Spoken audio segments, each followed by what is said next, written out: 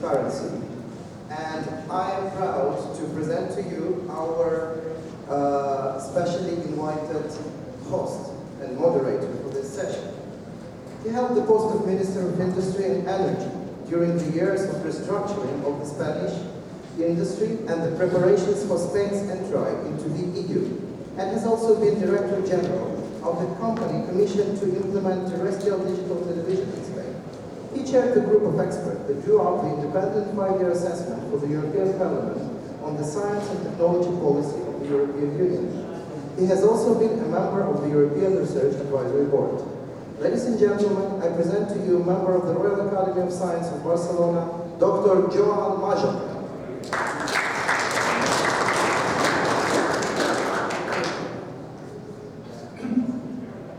Thank you.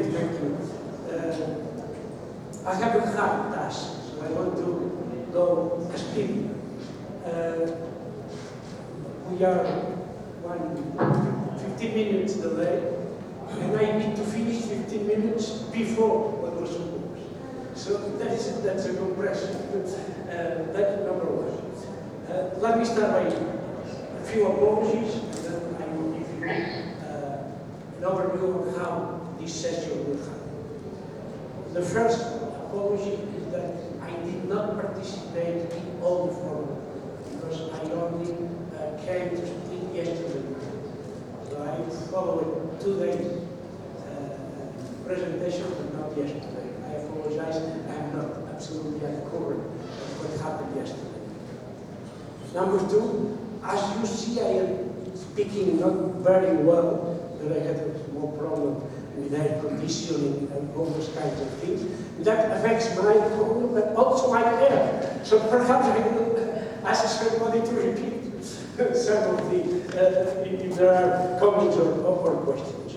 And number three, I already told you that I need to speed the agenda in order to have some compressed session, because the agenda of most of the participants in the forum needs to be speed up.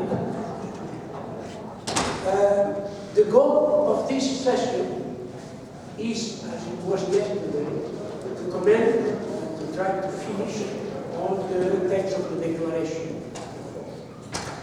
I know yesterday you started already with some questions, and today there are 3 questions that should be also addressed.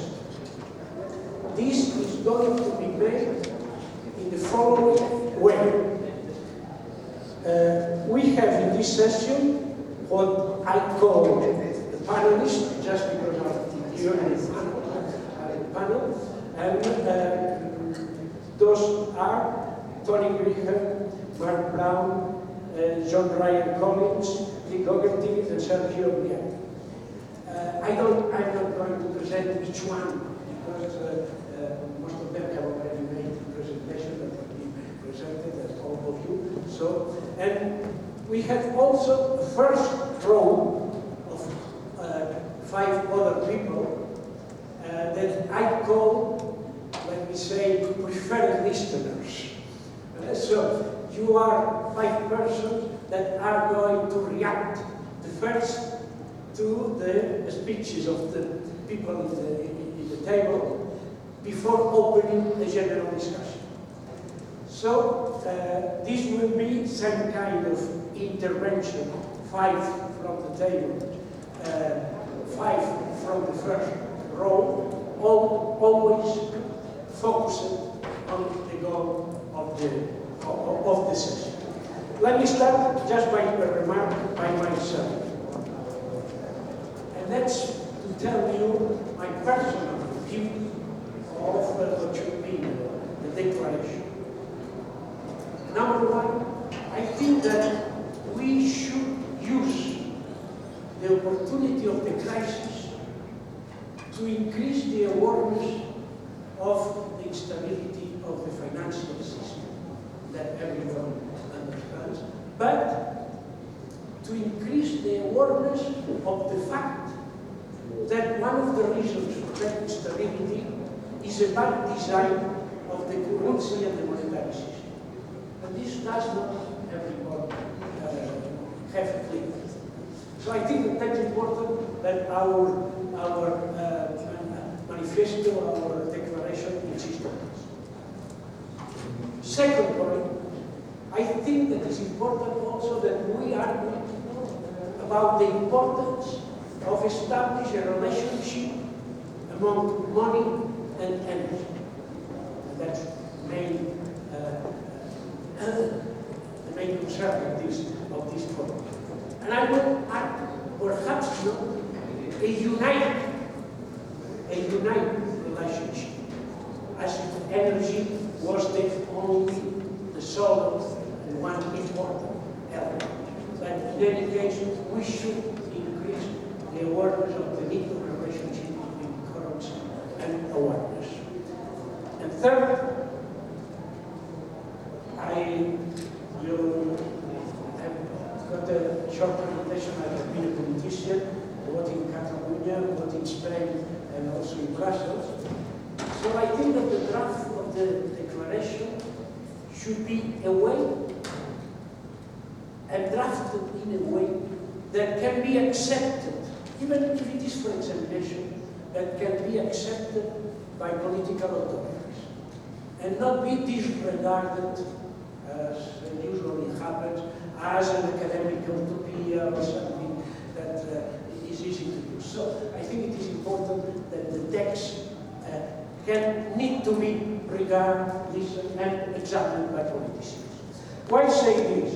Because the people that is in this forum are crucial to increase that awareness.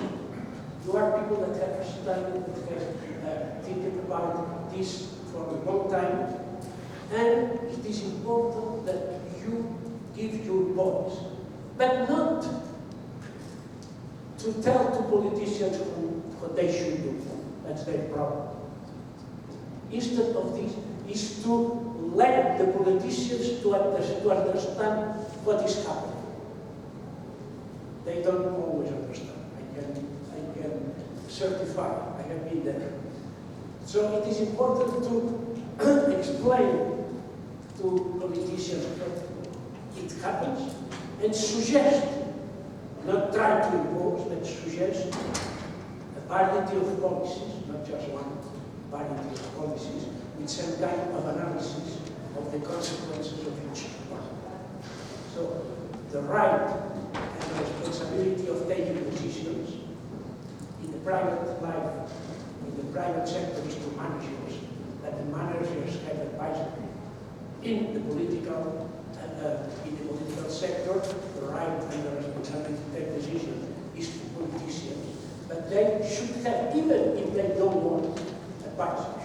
And that forum is a very important advisor for us. So please take into account this. Then, if you look at the program, there are 3 questions that should over all this session, always in relation to the energy currency. And the 3 questions are: do these approaches offer a hope for the euro? What are the best examples for benchmark? We have seen some ones today. And what steps should political decisions makers take to implement the new currency model? And that's very related to my last observation. So I'm going to give first the floor. I did not use, or I did not specify time. We have about 15, 20 minutes for the table and about 15 minutes for the first one.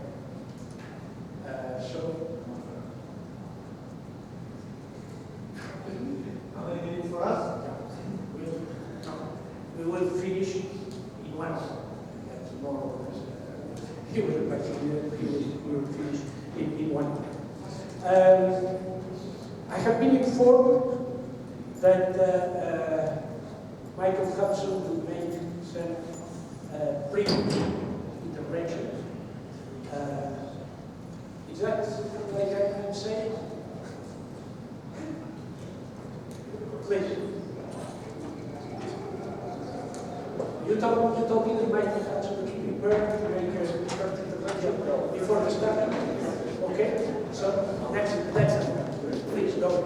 I've had the strangest feeling listening to all of you today that like in a dream, I've heard it all before. And I remember now where I've heard it all before. The magic word is Enron. Enron tried to do just what you were trying to do, to merge the financial system and the energy system. They went to jail and caused the biggest crisis and instability of that year. What you are doing is trying to mix apples and oranges. You're mixing energy, which you represent as a stable system, with the monetary system, which is an inherently unstable system. And the result of trying to put in practice, what you're suggesting, which is well motivated, is to destabilize the energy market by imposing the unstable financial system that we've all been discussing the causes of earlier. What you're doing, in effect, is to create a hedge fund for energy. So I want to very briefly say there are two problems with what you're doing. The first is energy prices. What is the price of energy? Is it the wholesale price? Is it the retail price? Is it the average U.S. price? Or, unfortunately, where I live in New York City, the highest priced electricity in New York? Iceland was mentioned earlier. Iceland has the lowest priced energy in the world, but it's the highest cost energy. And that's because Icelandic government officials were bribed to sell their energy to two aluminum companies, Alcoa and Alcan. The chart before was a simply awful chart about energy consumption putting Iceland at the top. This is nonsense. The Icelanders don't consume much energy. They consume less than anyone else. They produce a lot of energy, and they produce it at a low cost to Enron and to the two aluminum companies. And what the aluminum companies did was set off an offshore bank to lend so much money to the Icelandic affiliates that all of the profit they make is expensed in the form of interest charges, management fees, and fictitious costs that economists used to call water costs. So the whole idea is a fictitious cost that's gained. The most notorious gaming, of course, is that of Enron. So in practice, the only way you can achieve a reasonable price, universal price of energy is for the energy industry throughout the world to be nationalized. This is not going to happen because the oil industry and the energy industry is the most powerful and most corrupt industry in the world. I speak this, I used to be a lobbyist for the oil industry, and I worked for Continental Oil for many years. But there's a much broader conceptual problem that many of us have been discussing, and that is that energy system of money is basically a commodity theory of money, much like gold. How can you ever convert money, which really is the financial system, into energy? There's basically a barter theory of money underlying this. And in the case of gold, for instance, there are 5 times as many brokerage house claims on gold as have ever been mined in the entire world. If you would have the financial system growing exponentially at compound interest, as we've described, there will be many more claims on energy than actually exist. I don't know how you figure you would actually take payment, but the effect of take payment would be to make energy a vehicle for gambling and hedge fund speculation, just as has occurred in the gold industry. And you would have as unstable an energy price system as the gold system is had. So a redeemable claim in energy, you would destabilize the energy market, just as the financial system has destabilized gold. So my point that I tried to make earlier, money is not finance. Money is debt, finance is debt, and you're trying to solve the financial problem by pasting on a completely different system, an energy system. Of course the energy system has to be reformed. Of course we're all in favor of ecology, but all you're doing is creating a giant hedge fund vehicle. You misunderstand the Yeah, proposal. yeah. You misunderstood the proposal. And It's that's not why, correct. that's why they have me first, so they can clear it up. Okay, thank you very much, Michael. Now I ask all the panelists to react to these and to react to the questions. And let's start on my right. So, Mark. Probably my failing in my discussion. I did not.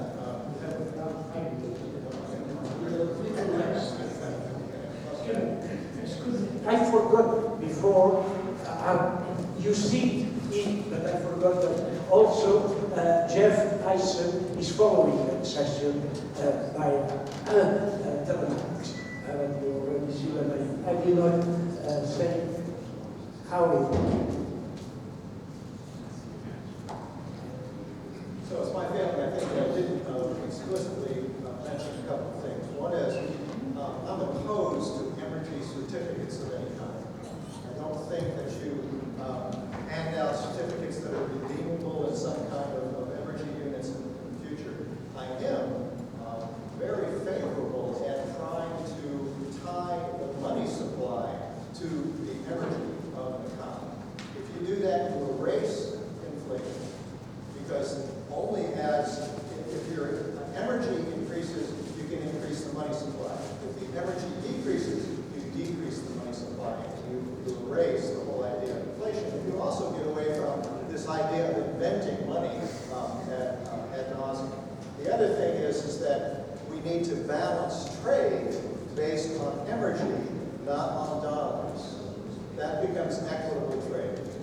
And finally, we need to reevaluate debt and this whole idea of monetary payments for debt, rather than looking at the resource base that is being stripped from these countries and sent to the developed world.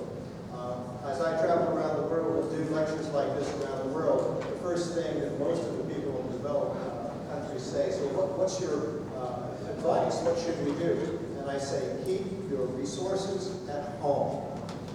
Have Alcoa come and build a plant in your country and employ your people. As soon as you export those resources and then import aluminum cans, you lose. So you must keep your resources at home. Thank you, Mark. I go to the other side. Sergio Leone. Thank you. Well, very little to add to what Mark Brown already said. I would say that each nation has an energy basis that is the sum of all the resources, renewable and non-renewable, that are available to that country after a fair trade has been implemented. And we should ask governments to adjust their policies to the energy that is available, not to dream about impossible growth.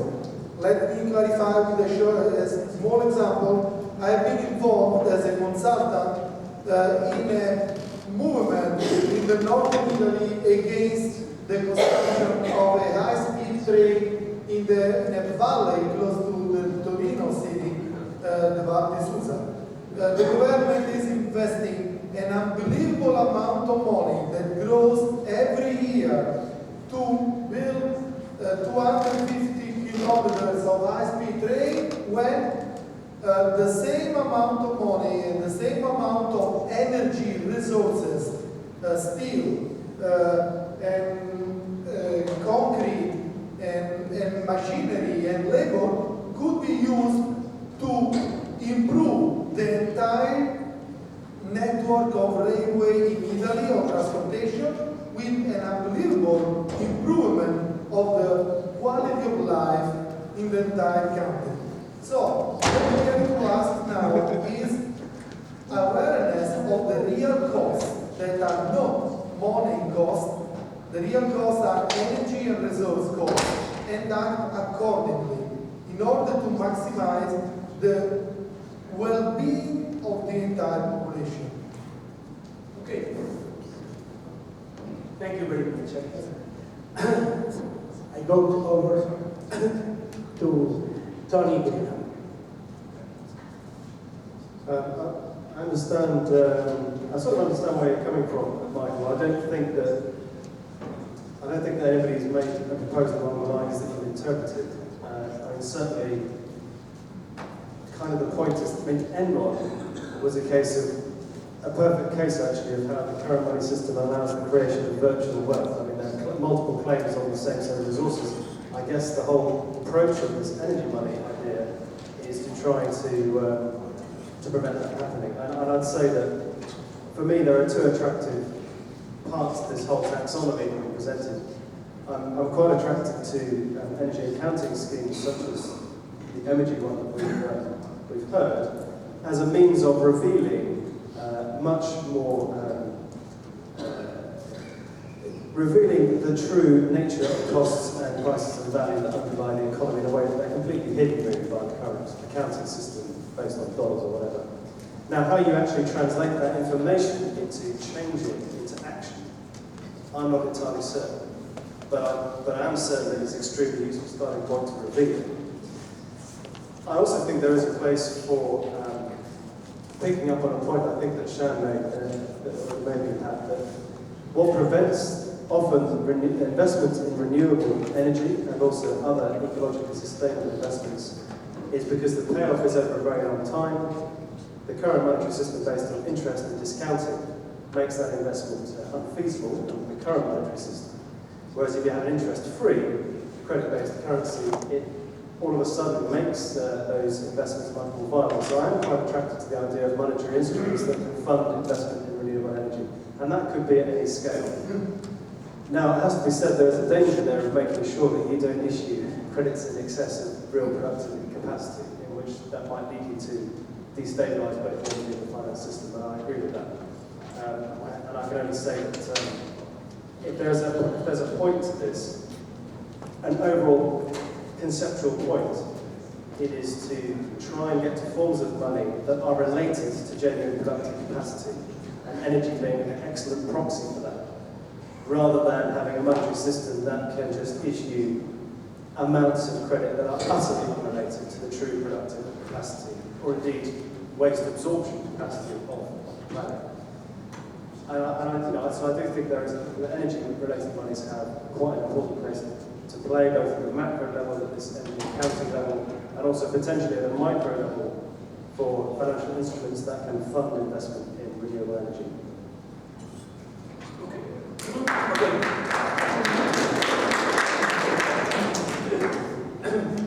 Thank you. So now the time for John Ryan. Would you like me to look at the questions? Yeah. Tony's sorry. I'm going to say that. Yeah. I think just with regard to how we engage with political decision makers, it's a really challenging thing. And what I was trying to say at the end of my presentation was that we should engage with decision makers at a more local or regional level, because I think at a more national level or international level, this is a sort of pure power problem we've got. There is an elite, a financial and political elite that currently is very hard to engage with, and perhaps we need a different kind of political strategy.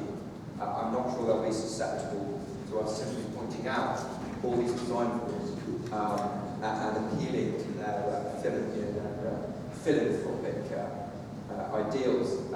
But I do think there's great potential for us to engage with municipalities, housing associations, hospitals, and with small business in particular, credit unions, building societies. These organisations that are feeling the pain of this system just as hard as we are, if not even harder. So my appeal would be for us to plug into those existing networks of local governments across Europe, across the EU, perhaps rather than how we engage with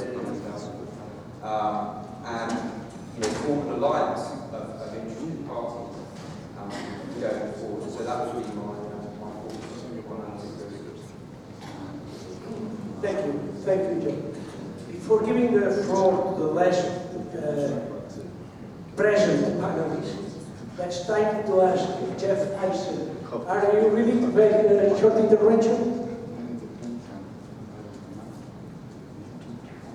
We cannot hear. Can you hear now? Now it's okay. Thank you. Okay, you know, I really don't have any comment to make on this issue. I'm really a psychologist, and I'm really laying out the big picture about the way energy, about the way renewable energy affects, and the definition of profit affects both consciousness and the way consciousness affects, corporate consciousness affects the ecosphere. And I leave it to you, economists, to work out the implementation while I work out the big picture. Thank you. Thank you, Jeff. So, to close the panel, It's quite a bit of pressure. I guess first, doing a rebuttal, maybe to just, Enron had two major components that were failure. One was there was a market regulatory failure that they abused in California egregiously. And the second thing was that Enron was a horrible accounting failure.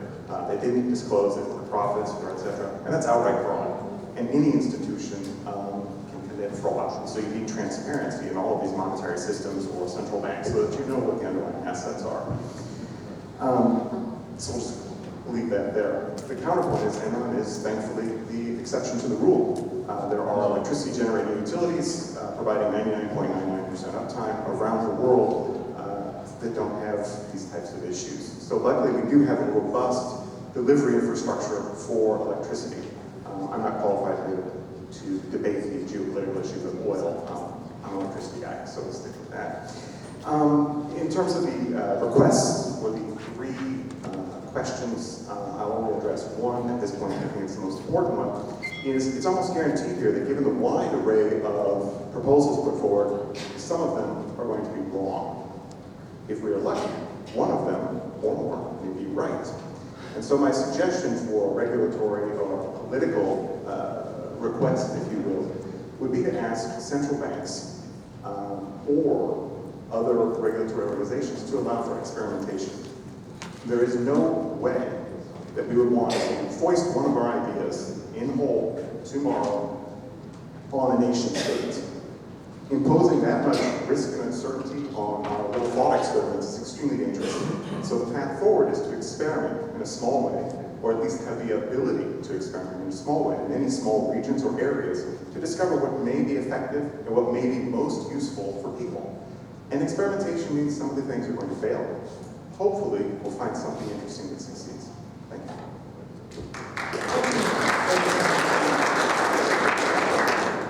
Thank you. I thank all the panelists, virtual or present, for his ability to give good message in short time. That's always very important. And I go back to round number one. Your reaction, your position in relation to the question. Let us start by Eric Rudd. Thank you very much. Let me say first that I'm highly impressed by the different contributions yesterday and today, and especially by those who have been elaborating more concretely, like in this afternoon, and also some of the contributions yesterday. If I refer to these three questions for this afternoon, I would say energy currency can offer really much for the euro and also for the global currency system, but it is still a long way. I think the first question is to reform the existing economic and financial system as far as possible. We have to have a double strategy, to have alternative currency concepts implemented as far as possible, but at the same time we have also to reform the financial system which exists. Otherwise, every new invention is endangered by the existing interests vested in the financial system. This, I think, is very important to see the role which energy can. What concerns the second question, which examples could be promising in the short and the longer run, I am not so much impressed by the experience like working with a concept like this. You should always remember that it lasted only 11 months, and then it was pushed out by different interests. What seems to be more promising is what Mark Brown presented this afternoon. This energy footprint, finally, which is, by the way, also in accordance with the international trade theory, that you have always an unequal exchange between the industrial and the developing countries. This is known since many decades and confirmed by your president. The second concept, which was impressive for me, was yesterday of Mr. Arnsberger, because he connected the product-specific definition of what energy is in the different products and the quantity of money. The quantity of money is one device to steer at the macroeconomic level what happens on the microeconomic level. To a certain extent, it's not elaborate here. Certainly, there is not a lot of work to be done, but I see some conversions, and this concerns the third question. If politicians, and here I mean especially the European Union, the Commission and the Council in Brussels, if they admit and promote regional experiences, newly developed, and integrate them maybe also partly in the new research program, which is going from 2014 to 2020, a period which is really relevant for this concept here. This might be a very important contribution from the side of the European Union. And if the national states can join this, this would be really a push toward the convergence of the monetary system and the energy system in return, let us say, hopefully at the border. Thank you. Thank you, Eric. So you give the floor to Raoul. What are you at your side? If the new system is introduced, I think it should respond to at least two criteria. Can speculation be eliminated or not? That is a prerequisite to be answered before it is introduced. The second is, and there are more than that, but the second is that the excessive spending which has been shown by governments, local governments, municipalities, etc., banks and industry. I have some numbers here, well, I recently published, just two of them. Apparently, this is by Kalinka, David Chapman, and has been published. But this is that today, UK, the total debt is 950% of GDP. The second country is Japan with 600, and the euro 475, etc., etc. So I think before introducing any new, then it should be clarified to what the debt and the effect to the debt. Or is it so that anyway, the debt is so huge in the meantime that it is to be counted? Third, as to the energy. So I feel somewhat uneasy that thermodynamic approaches are missing. And so to the speakers of this afternoon, so it is, I didn't recognize it, but maybe it's it, but I didn't recognize it. So I would absolutely recommend to those involved in proposals that thermodynamics, the assumptions of high level are in the group to design. Then it is not enough to say that when solar energy is done only 1/10. There are laws of thermodynamics, there are ways of calculating it precisely. Yeah? I refer to one publication, to several publications by the IPCC. Yeah? So, verbal explanations have no value to me. And I think if this is not used, it will be difficult to convince politicians to go to a change. Now, finally, as he referred to renewable energies, with which I do absolutely agree, it's the only point in which, let's say, the environment is included in the human system, currency system, that for renewable energy. So I showed with the very first speech that Germany is by 2050 will be have 80% if the policy goes on. So the US is far away, the other countries is China and others, I think, even further away. So we think to have a currency, a generally usable currency at world level, at earth level, it will be by the end of this century. So just to have that in mind, and so maybe we see some comments. Okay, thank you. Momir, Yeah, I'll be very short. Because in the first question, we all know that there was political agreement to bring Europe in Europe, French and German, not scientific. So, I believe that politics can save Europe.